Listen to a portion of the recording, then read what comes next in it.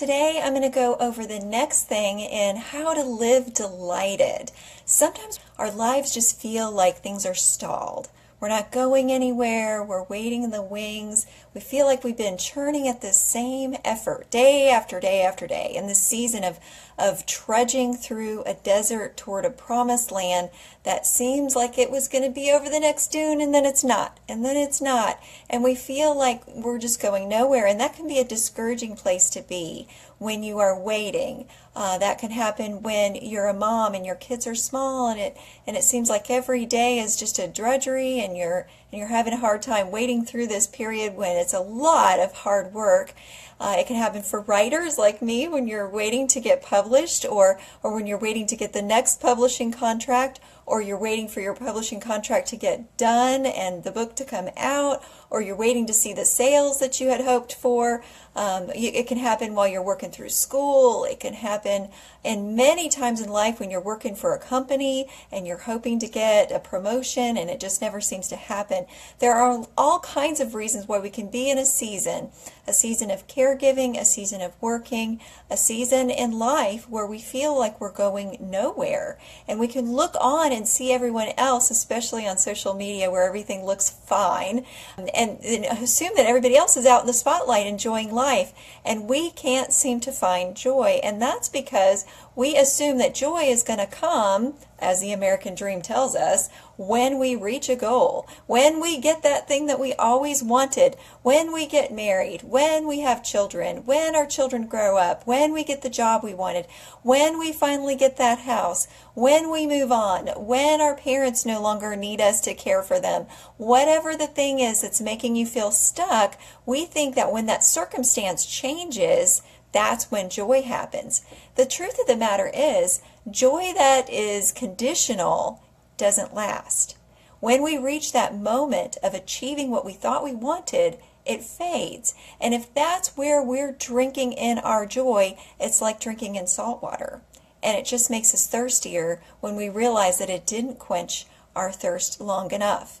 We might feel exhilarated in the moment, but then the moment fades. And then we're right back into the wings and backstage in the shadows, waiting for the next thing to happen that'll make us happy, and it doesn't work. If we are not the people of joy that we choose to be while we're waiting in the wings, we won't be people of joy very long once we get out of the shadows into the spotlight.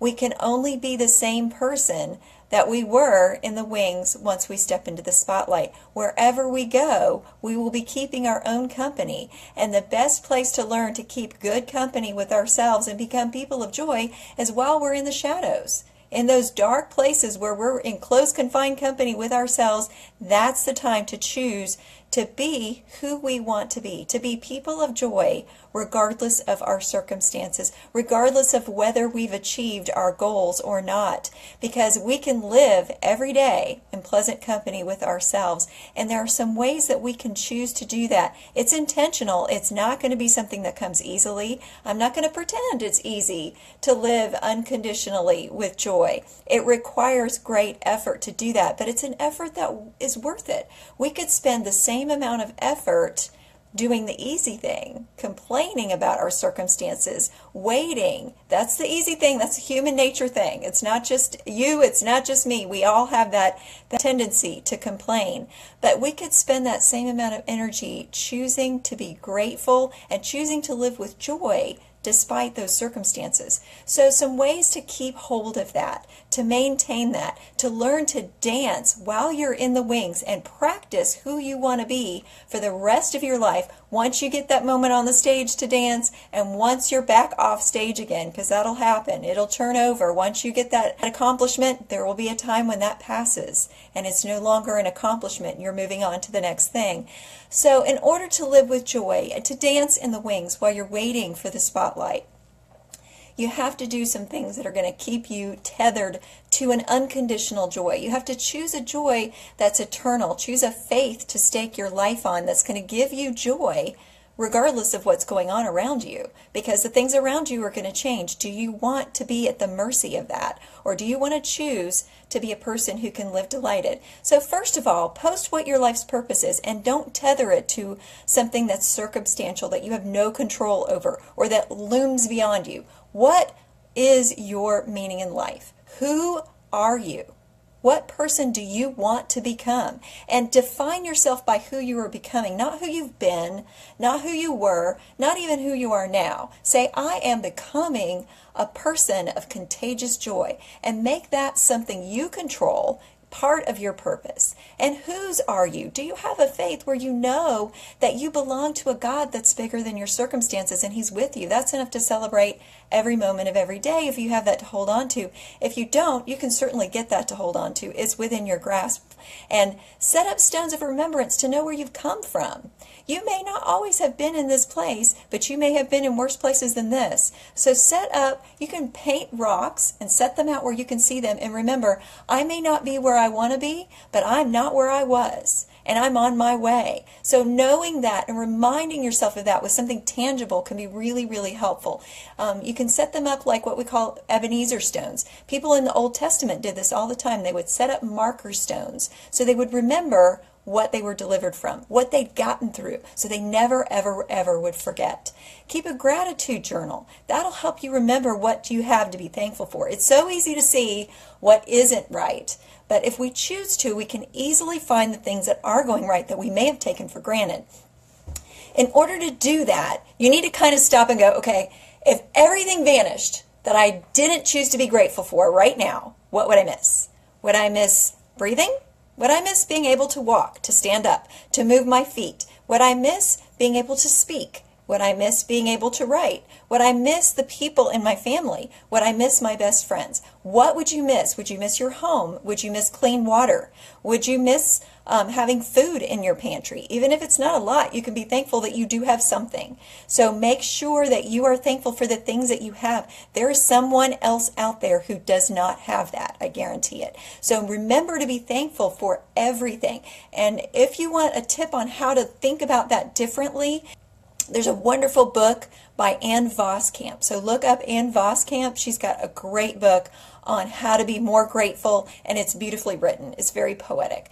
So keep a gratitude journal and cling to an eternal joy, something that's not circumstantial, something that you can say about who you are spiritually, and post that clearly so that you know that you are not tethered only to circumstantial joy.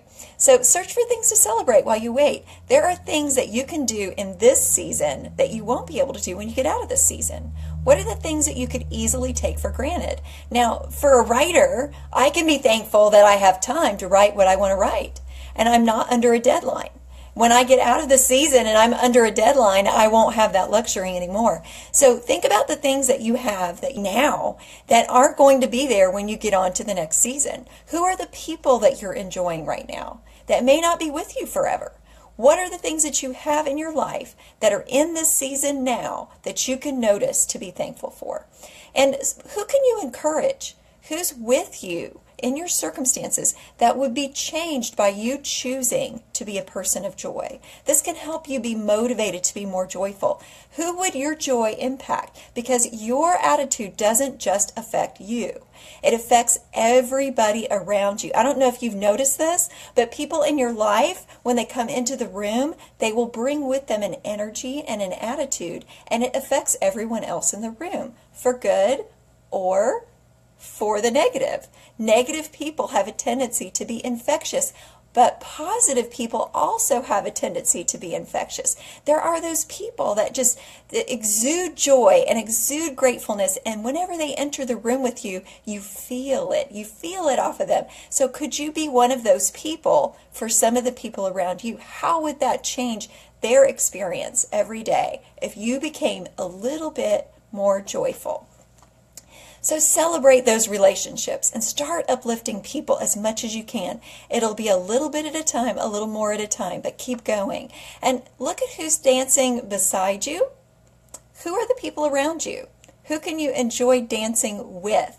Find positive people so you can be mutually encouraged with them as you're waiting in the wings and dancing with them. I love my writers group people. We are people who dance together in the wings, and when somebody falls out of step and gets discouraged, we lift them up and say, nope, we're going to keep dancing. We're going to keep dancing in the wait time. So let's dance together while we're all in the shadows in the wings, and that makes the dance much more fun and much easier to keep going. And who might be behind you in line for their goals? Who has less than you do? Notice them.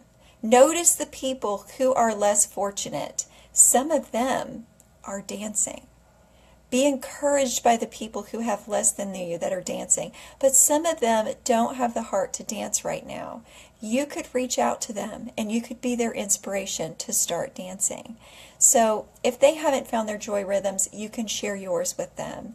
So what are the things that help you when you're stalled out in life, that help you move forward and get a goal? I would love to hear your comments. You can comment here, or you can go to divineencouragement.com and comment on my blog. I'd really love to see your feedback, and I'd love to be praying for you. So if you have any prayer requests or needs that you're having a hard time getting through, I would be more than happy to take those prayer requests to heart and be praying for you this week. So I look forward to seeing your comments, and I hope that you have a blessed and wonderful rest of your week. Bye-bye.